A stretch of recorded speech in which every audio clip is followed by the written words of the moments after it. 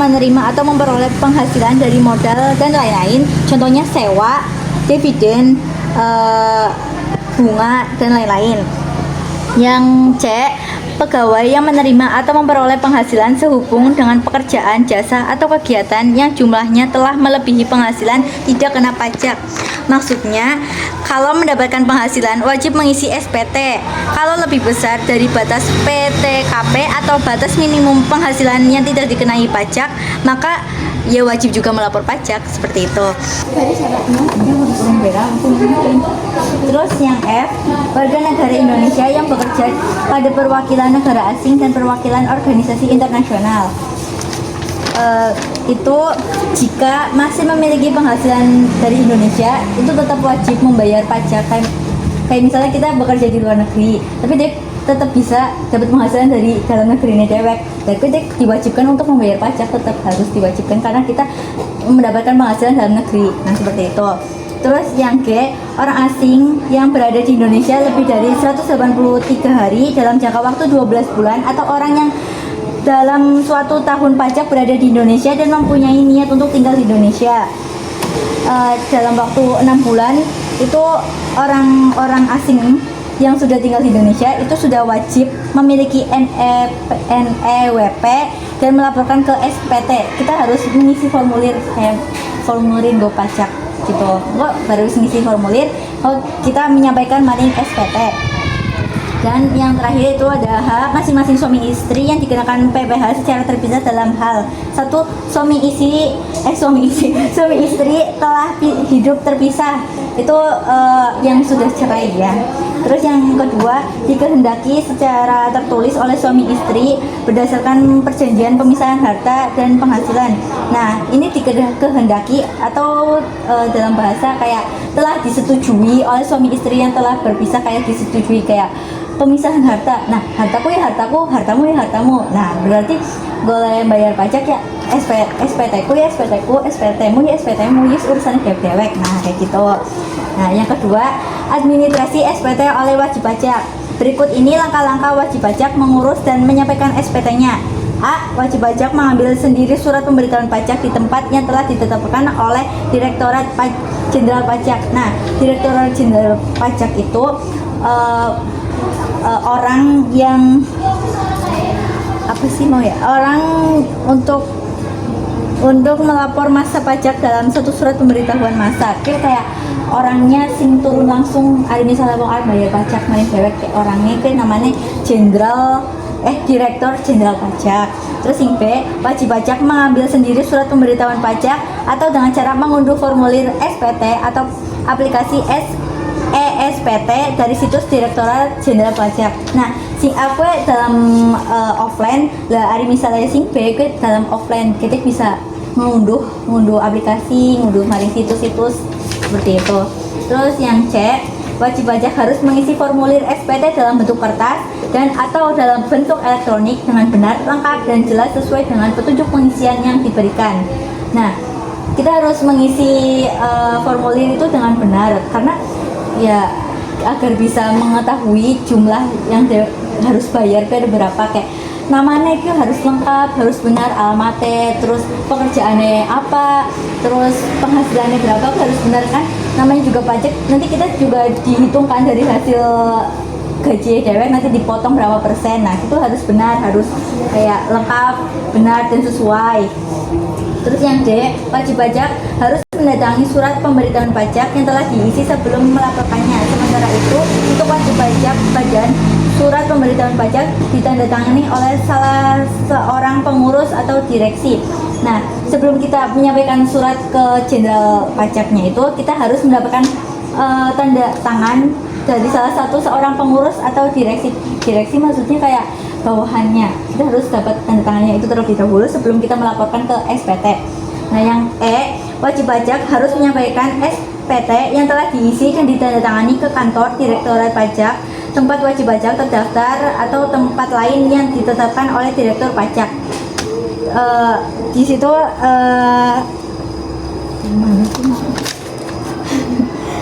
KPP. Nah, kan di sini kan ada melalui tempat lain yang ditetapkan oleh Direktorat Pajak. Nah, kita bisa ngasih surat laporannya gue terserah jenderal pajak Arab nang endi kok dek dari melaporkan dek sesuai menyesuaikan. Nah terus yang F, surat pemberitahuan pajak dapat disampaikan secara langsung oleh wajib pajak ke kantor pelayanan pajak atau KPP. Nah KPP itu kantor pelayanan pajak pertama, sedangkan PJP itu Direktorat Jenderal Perpajakan itu pengurusnya. Nah melalui kantor pos dengan bukti pengiriman surat ke KPP secara tempat wajib pajak terdaftar atau melalui penyampaian secara elektronik atau e-filing pada alamat. Kita bisa menyampaikan secara langsung laporan atau dengan cara mengisi secara elektronik di e-filing pada alamat www.pajak.go.id. Nah, di sini administrasi SPT oleh wajib pajak. Pasal 3 ayat 1, 2, 3 dan 7 Undang-Undang KUP. Di sini ada peta konsep yaitu wajib pajak. Wajib pajak itu kita mengambil formulir sendiri, mengisi sendiri, menandatangani sendiri, menyampaikannya juga sendiri. Nah, itu termasuk dalam SPT. Nah, kita setelah mengisi formulir itu kita langsung pergi ke KPP atau kantor pelayanan pajak pertama. Terus di sini ada SPT masa. Nah, SPT masa itu adalah yang digunakan wajib pajak orang pribadi, dokumen yang harus dilaporkan oleh setiap wajib pajak dalam 1 bulan. Nah, di sini kan paling lambat 20 hari setelah akhir masa pajak. Misalnya kita terakhir membayar pajak itu bulan Februari. Nah, terakhir kita membayar pajak itu bisa lewat di bulan Februari, misalnya tanggal 20 Maret. Nah, kita itu bisa membayar pajak di bulan itu. Dan SPT tahunan. Nah, SPT tahunan itu adalah yang digunakan oleh wajib pajak orang pribadi untuk melaporkan pendapatan yang diperoleh selama 1 tahun pajak. Nah, di sini kan SPT tahunan PPH orang pribadi. Orang pribadi itu perorangan, bukan suatu lembaga ya. Paling lambat 3 bulan setelah akhir tahun pajak. Misal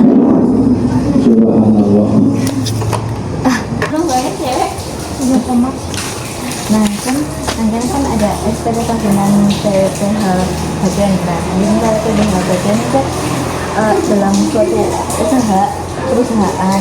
Nah, paling lambat 4 bulan setelah akhir tahun pajak. Misal dalam 1 tahun itu membayar pajak. Nah, dia bisa lewat dari 4 bulan. Kayak misalnya itu membayar pajak di terakhir 6 bulan April, jadi itu lunas pajak. Seperti itu. Nah, terus wajib pajak dalam kriteria tertentu dapat melapor beberapa masa pajak dalam satu surat pemberitahuan pajak. Kenapa sih cuma kriteria tertentu dalam pemberitahuan pajak? Nah, kriterianya itu apa aja? Kriterianya itu misal seorang pribadi kayak usahanya tidak terus menerus dan penghasilannya tidak menentu, jumlah penghasilannya kecil, tidak rutin, jadi mendapat izin ketetapan dari Direktorat Pajak untuk melapor beberapa masa pajak dalam satu surat saja pemberitahuan masa. Contohnya kayak petani jagung panen dalam 1 tahun 3 kali boleh kalau melaporkan dalam pemberitahuan pajak. Maksudnya kayak jadi petani jagung ya, kita panen 1 tahun 3 kali. Nah, kita penghasilan itu menentu, pekerjaannya juga harus setiap hari terus menerus. Nah, kita bisa melaporkan dalam satu pemberitahuan masa, dalam satu laporan saja. Kayak ya dia rasa ngelapor per bulannya enggak, dalam satu kali pemberitahuan masa saja, seperti itu. Ada yang mau ditanyakan?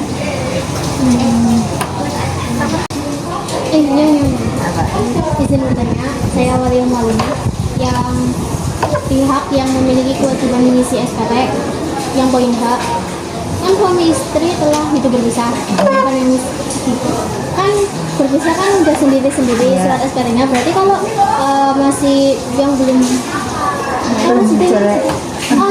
kalau belum cerai masih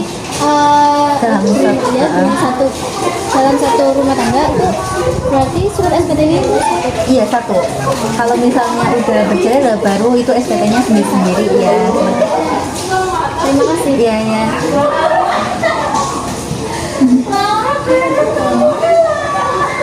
Ayo siapa lagi?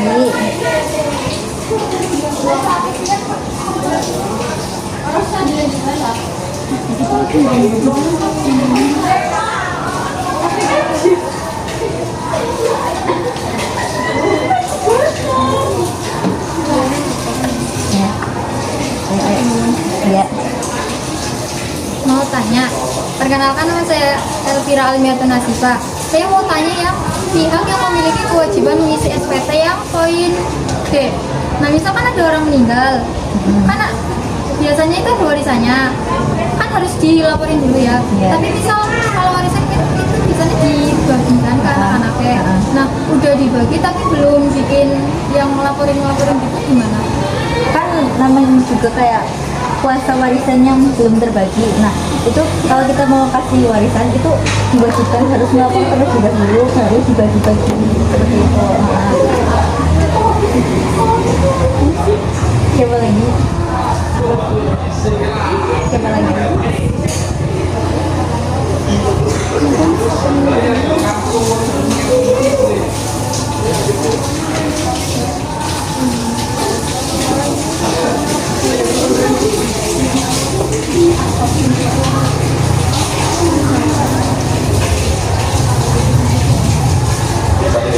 Sudah?